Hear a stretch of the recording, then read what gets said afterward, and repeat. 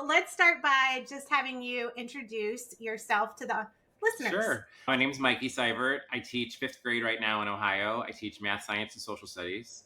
And one of my biggest passions in the classroom, and I guess just in life general, is SEL and mental health and really capturing your students' hearts so that we can then turn and capture their minds. So that's really a big passion of mine. That and trauma informed teaching and making sure that we're being really mindful of our kids and everything they go through. So that's a huge passion of mine. And I am a TPT author over at Mikey Teach as well. Well, it's so good to have you. I know we are in November, if you can believe that. I don't even know how that is I know. possible.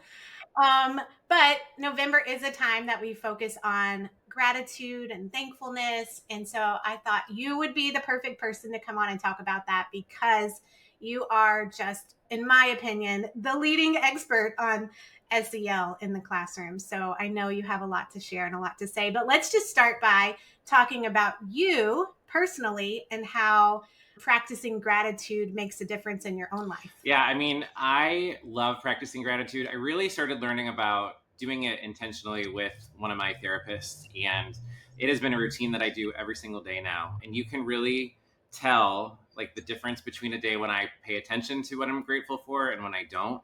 I can feel it within my body, and the difference is really it's there.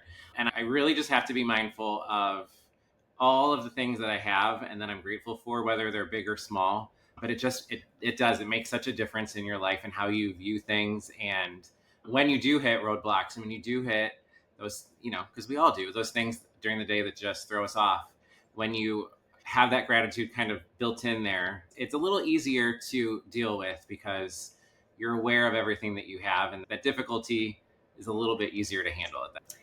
So that makes it easy to see how gratitude would fit into just your regular Yeah. SEL lessons, maybe your morning meeting, or just whenever you fit that in. But I think that kids really need a buy in order to practice Oh yeah. anything. So, so let's just say that you're in your beginning stages of introducing the concept of practicing gratitude. How do you even start going about that so kids can see the value in it? At least see it enough to where in their minds it's worth it to give it a shot. Right? Yeah. I mean, I want them to share their experiences with gratitude and why they thank others, why how it feels when they get that thanks like given to them. And start with the whole feeling of it, because I think a lot of the time when we give something to kids and we're like, do it, and they're like, why? They need a reason, and they don't realize it, I don't think. But the whole idea of feeling something, understanding their emotions is palpable to them, and they can tell the difference when they feel better, or when you do something for either for yourself or for someone else that causes that like positivity within them. So I usually try to start with that and try to start with what do you already know about it, I mean the obvious stuff, but like working on what they have already done or what they're used to, and then going from there and helping them figure that out. And then I also think you have to pay attention to your kids, and I know we all do, but like paying attention to what excites them and what interests them, and making those connections. For example, my kids this year in particular like love science, love learning about all these other things, and I had to figure out how can I tie in what I'm doing in SEL with the science of things, because that was going to get them to buy in and really understand why. Because they're very analytical this year, and they're like, why do I have to care about feelings? And I'm like, here, I'm going to tell you why. Let's go do it. So it's those little things that you pick up on what your kids really need, and then that's what you do. That's so awesome that you know your students well enough to recognize like how you can take the information and just sort of twist it a little bit in order to build interest so that they're ready to Yeah. learn it. Have you found that when you start having these conversations and you just start first off brainstorming times or experiences that they've had where they have felt grateful and then how they felt emotionally afterwards, do they have like epiphanies or do they all of a sudden realize like, oh yeah, I did feel better when I did this? Or maybe they've already had these conversations before and it's nothing new. I think that's a really great question, because I had to think about that.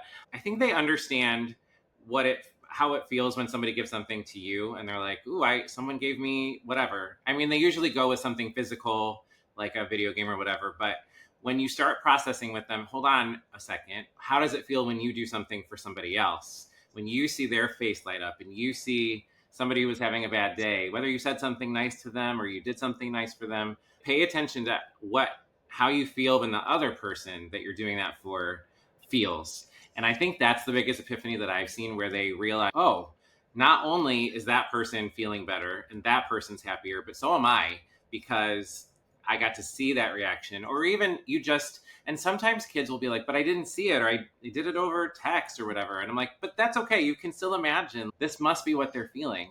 So that, I think, has been the biggest epiphany, when they're like, oh, it's really, I don't know that they can express it necessarily, but they're starting to realize that doing for others actually improves them and the other person. So that, I think, is what is really cool to see kind of like go off in their brain.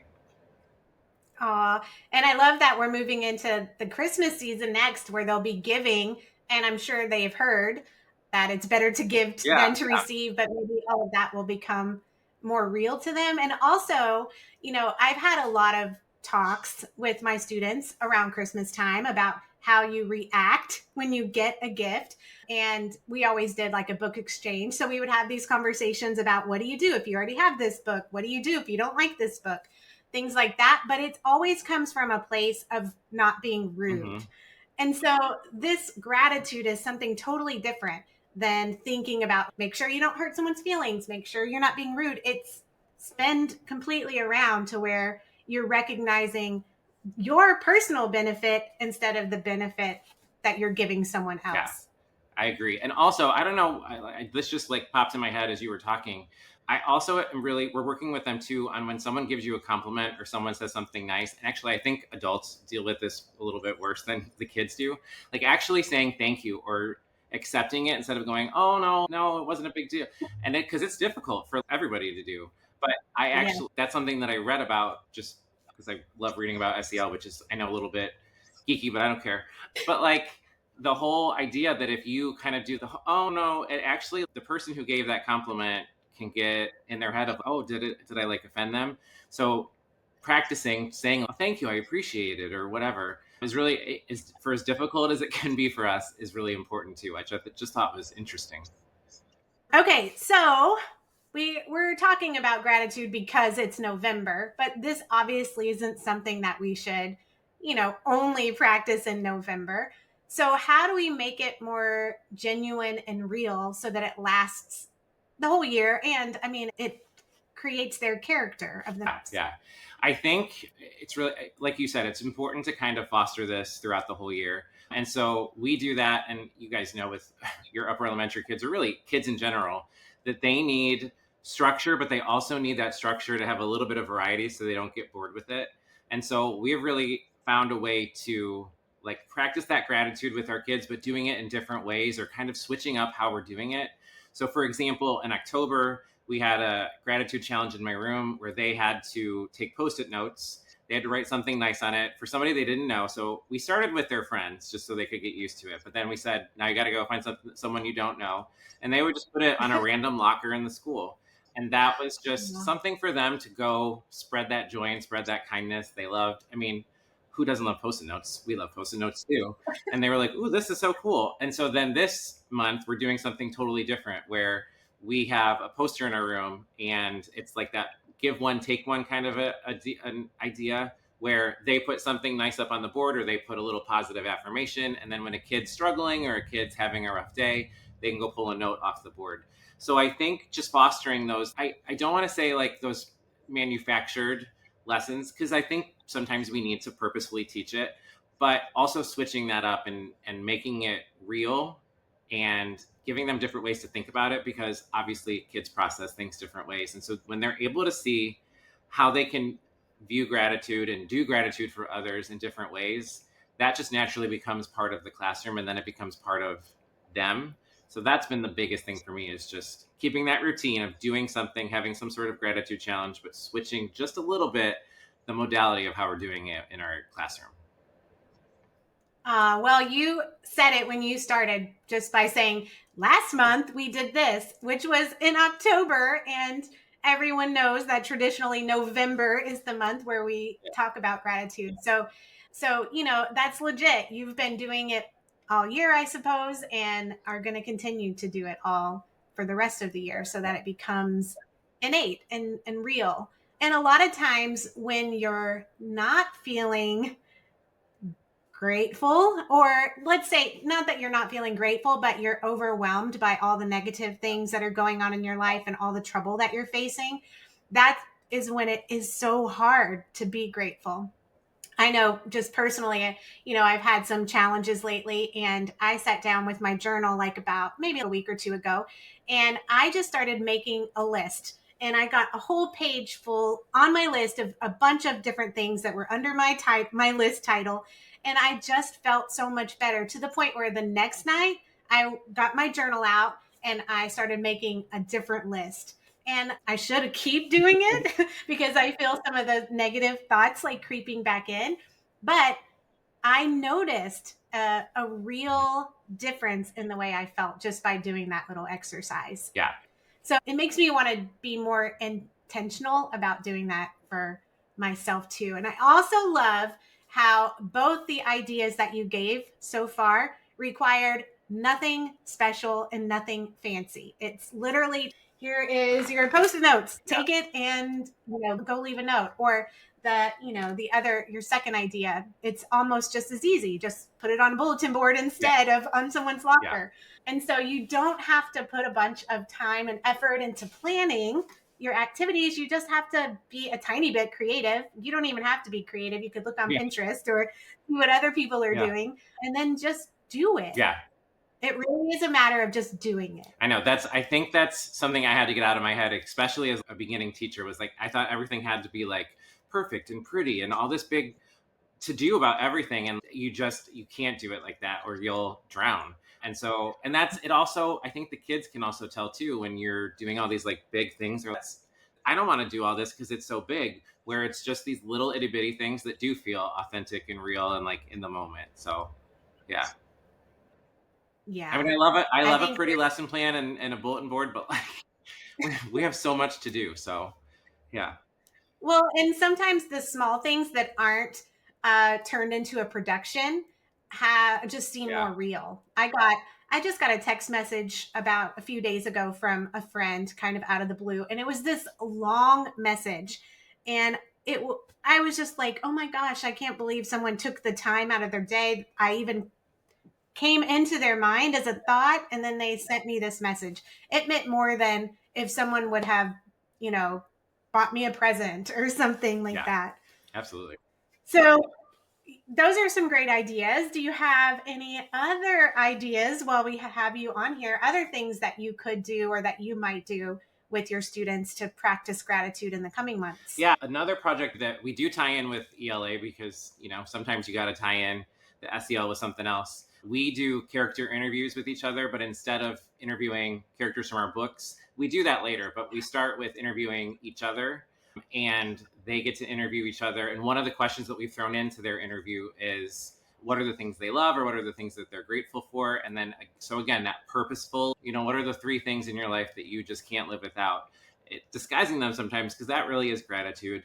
But just those little moments where you can just put gratitude into things that already exist, or sometimes you can even disguise them. And you really are thinking about gratitude right now, but it's a different way of phrasing the question. So I found a lot of ways to throw it into ELA. And then lately we've been putting it into science, like I was talking about earlier, which has been great too. So just anytime I can figure out a way to, and sometimes like literally it just pops off in my head and I'm like, ooh, let's try this.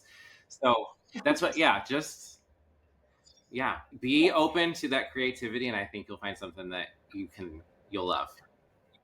Okay, so I'm curious. So I know the listeners are also curious. How in the world are you tying this into science? Okay, so here's actually where this started. My kids, and a lot of us do this, I know. The first like month of school, we did a whole lesson on growth mindset. We were talking about how, like the synapses and the neurons and all the firing when you make mistakes and when you're trying hard. And I had kids that were like, wait, can you like show us that? What does it look like? Are there actually like electric zaps? And it turned into this whole thing about brain chemistry and like how does it actually work? And then it turned into, I mean, they were just so interested in it. So when I was thinking about different ways that I could talk about gratitude that I haven't done before, so this is brand new for me. I thought, you know what? They were so interested in that lesson. Let's talk about what gratitude does in our brains in a similar way. And so I talked to them about just like some of those brain chemicals like dopamine and serotonin and how those things when you do for others and when you do when you know remind yourself what you're grateful for, those chemicals like improve your mood and they help you feel better. And so I think that whole scientific part of it, not every kid was like falling in love with it, but I had enough kids and it tied in enough to my science curriculum that the kids were really excited about it and they wanted to know more. And I think a lot of kids can make that connection to why gratitude is important when it's like, oh, it's like actually a brain thing it is happening for real. And here's what I can name it. We talked about the brain lobe that it happens in, so they can name the brain lobe now. Like just those little things that even though they don't technically align to my standards, they are still, my kids are like ravenous for it and they love it. So that's kind of where the whole idea came from. And that's how we taught them about gratitude within the brain. Uh, I love that. And I love that it's the same types of chemicals you get from doing that than you do from exercising. Absolutely. I would much rather do the exercise of being grateful Right. than to go running outside. So There you go. You can switch I love them. to hear that. So I love one of my questions I was going to ask you is just how do you fit one more thing into your day? And I think that you've given us so many good ideas, just making it part of real life. And I think not just this, but in every sense, the things that are important to us to Mm-hmm. teach, we have to turn them into real. We have to internalize them and let them come out every opportunity we can. And I think, when you're a teacher, every year you have a different set of things that come about that you're really working on, control, just things like that. But gratitude is one that benefits not just yourself, but everybody that is around you Yeah, too. absolutely. And I also like to remind people because I get it. Like I'm busy too, and I have to remind myself to do these things. But I can see such a difference with my kids when I do take the time to do these SEL things, even if if they have to be separate, they're not necessarily tied in. I actually get more time back because I'm not tied down as much with their behaviors and all those other things. So it sometimes it feels like a lot at the beginning of a school year, but then as you get the kids into it, they just naturally become used to that conversation and used to applying these SEL skills like gratitude in their lives. And then you end up getting more time because you're dealing less with all the other things that happen. Not that they go away completely, it happens less. And so you do get some of that time back when you feel like you can't fit things in. I also love as a teacher how when you're teaching gratitude, you all of a sudden are the recipient Oh, of yeah. so Oh, my much gosh. gratitude. Yes. Your all your handmade cards and your sweet poems and all the things that your kids give you and the hugs and Yeah, the love, like they do love you, and now all of a sudden they're showing they do. you. That's so sweet. So if a teacher is listening and you want to encourage them to do one thing tomorrow at school, what would that one thing be? I think that one thing would honestly be to kind of share with your kids what you're grateful for. And I think including them as one of the things that you're grateful for is so powerful. It gives them the opportunity to see it in Mm. action. And it gives, like, it's immediate where you're giving that gratitude to them. And, well, yeah, you're giving it to them, but then they can feel it too because they're kind of taking it in. So you get to teach them about gratitude, but you're also pulling them in that way. And I think those little, and that can take like what, 20 seconds, those little itty-bitty things of just taking a second, reminding your kids how much you love them and care about them and how grateful you are for everything they do. Just those little things are so transformational that I think they're just so important. I love that you said that because I feel like it might be the first time we've mentioned modeling Yeah, gratitude. And as a teacher, I think we have no better tool than just modeling. agreed, agreed. And who doesn't want to hear that they're special Right? and someone's thankful for them? I would eat that up all day. Absolutely. Okay. So we are going to move on to the game part where we're going to play a little game. I have my categories dice with all these letters. So I'm going to ask you a question and roll the dice, and you have to answer it with something that starts with that Okay, letter. I'm ready. Okay. All right. So here's the first one. I'm most grateful for my students because they are, has start with a B. Oh gosh. I know. What could that Oh, be? beautiful. I mean, they just inside and out. They're just beautiful people. Yes. Yes. Beautiful was the only I word know. that I I was could like, even think oh, I of. can't think of anything. But, but you turned it inward. Yeah, That's the SEL in it me. is. Beautiful inside and out. Okay. The next one is a simple pleasure I'm thankful for is, okay, S. Sun and being outside with Cal, my dog, and walking, just those kind of things. Yeah. Okay, the next one is one thing that brings me joy is, this one's going to be hard. Maybe not. E. E. Eating desserts. That's like my weakness. That's one of my favorite things in the world. The only thing I could think of was eggs. That's I the first was thing that like, popped in my head too. eggs do not bring No. me joy. I feel like I eat way too many eggs because they're like Yeah, healthy. all the protein. I'm like, I'm tired of the egg. I'm so tired of eggs. This morning on my way back home from Austin, I drove through Starbucks and it was like early. I needed to get breakfast. And I'm looking at the menu and it's like the double cheddar bacon sandwich and all these things sound so good, but I'm like, Gotta do egg the egg white bites. bite. I know. Well, that's a good And I ate choice. them. They did give me sriracha with Ooh. them and they've never done that before. So, okay, the next one. My classroom wouldn't be the same without J. Jay. This is gonna be random, but jazz. So we play jazz music in the background while they're working, and it really wouldn't be the same. They would be, yeah. It just quiets them down. Oh my gosh. I love that. Did you know I was in a jazz Now, band for several I years? mean, I knew you love music. I didn't know about the jazz band. Yeah. I played the saxophone. And then sometimes we would do like swing music. And then in those times, I got to play clarinet. Ooh, That was when I really loved it. I was trying to think of a kid's name that started with J. Like Jet or Jake. Jack popped in Okay. my head first. So, Right. Okay. This one is about your colleagues. I appreciate my colleagues for being L. listeners, and when you need to vent or you need ideas of how to teach something that's, you're like, I can't figure it out with my kids. Just listening ears and providing feedback it's huge. It's such a little thing that we can do for each other that is so helpful. Mhm. Another thing you can do for your colleagues is to make sure you're giving them little tokens of Yeah. gratitude. Like I have made some Valentine cards for not for the kids, for your other teachers, and we talked about that in the last episode I had where we talked about Halloween things that you could do and boograms, and we talked about that a little bit. Okay, something I'm grateful for at home. Tea. Actually, tea. Like, tea the drink. It's like my new obsession. I used to all be in, like, it was just coffee, coffee, coffee. And now I'm trying tea and I love it. So, yeah. I do love tea. I One thing I like tea is you get the same sensation of having like a hot drink, but I also like cold Oh, tea. yeah. I am from Yeah. Texas. We like our tea. But I was gonna say TV. Oh, that's a good one. That's a good one. I didn't even I'm think about that.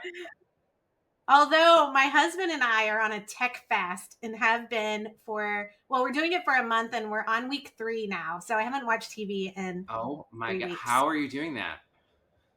Well, I'm excluding work on my phone. If I have to get on TikTok or Instagram or something for work, then I get on, but I just don't let myself scroll.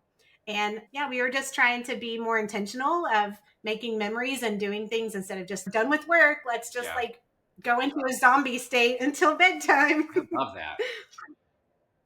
Okay, I'll be very grateful when the month is over though, because I am missing my TV and I'm really wanting to watch Love is Blind, the new season, before I get all the spoilers. Okay, last one. I'm grateful for my students because they make me feel F. Fantastic.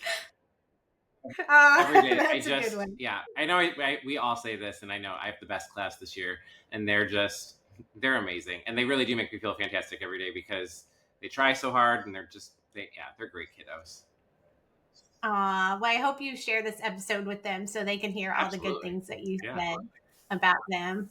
All right. Well, thanks for coming on and talking to me. There's a lot that I am super grateful for you and that I got to meet you. And I have lots of memories that involve you that I'm will never So much forget fun. going to the Yankees Ah, game and lots of fun things. yeah. So I am super grateful for you and for the impact that you've made on my life, even though you might not even realize it. But anytime I'm feeling like an imposter or I'm feeling down, your voice is in my head, like reminding me to be better in that way. Well, good. That's so good.